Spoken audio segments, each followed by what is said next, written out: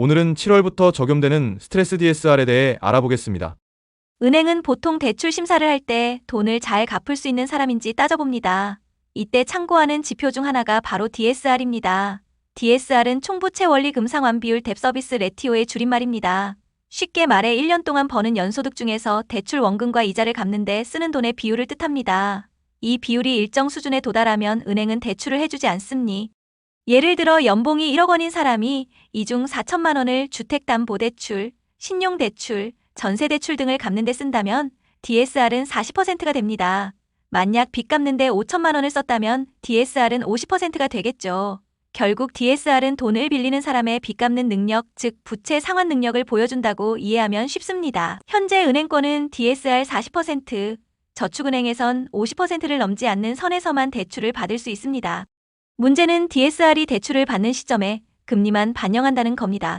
결국 DSR 제도는 미래 금리의 변동 위험을 반영하지 못하는 한계가 있습니다. 이 같은 문제를 해결하고자 나온 방안이 바로 스트레스 DSR입니다. DSR을 계산할 때 실제 금리에다 가상금리 스트레스 금리를 더해 원리금 상환액을 계산하도록 하는 제도입니다. 가상의 금리를 더하다 보니 실제 금리보다 높은 금리로 DSR을 계산하게 됩니다. 나중에 금리가 올라도 빌린 사람이 버틸 수 있는가를 미리 평가하는 겁니다.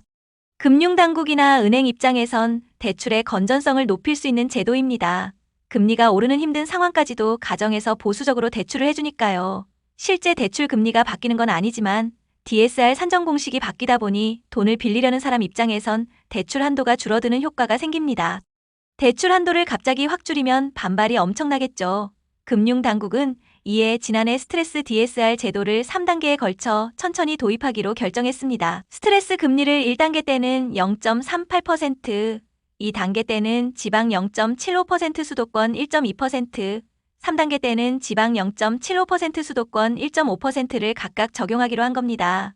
오는 7월 1일이 바로 3단계 스트레스 DSR이 적용되는 시점입니다. 스트레스 DSR이 적용되면 연봉 1억 원 직장인의 주담대 한도가 최대 3천만 원 가까이 줄어들게 될 전망입니다. 이상으로 스트레스 DSR에 대해 알아보았습니다. 여러분들의 많은 구독과 좋아요, 댓글 부탁드립니다. 감사합니다.